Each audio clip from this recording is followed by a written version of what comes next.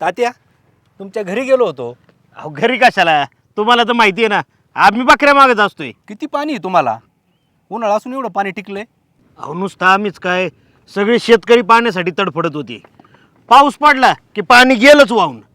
पण आमच्या स्वातीताई पाचूनकर त्यांनी बंधाऱ्यावर डापे बसवायची योजना आणली आणि पाण्याचा थेंबन थेंब अडवला. त्यामुळे एवढं पाणी साचलंय आणि जिकडे तिकडे शेती हिरवेगार दिसते. आवाज त्याच बंधाऱ्यांमुळं शेतीला पाणी, जनावरांना आधार आणि गावाला जीवदान मिळालं. हे फक्त काम नव्हतं, स्वातीताईंची दूरदृष्टी होती आणि गावासाठीची तळमळ होती. खरं आहे तुमचं. जे दिसत नाही ते पाहणार आहे आणि जे गरजेचं आहे ते करून दाखवणार.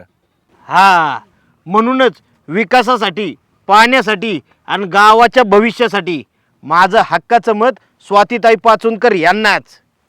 स्वातीताई पुन्हा साथ सदैव आमची ताईला स्वातीताई पुन्हा.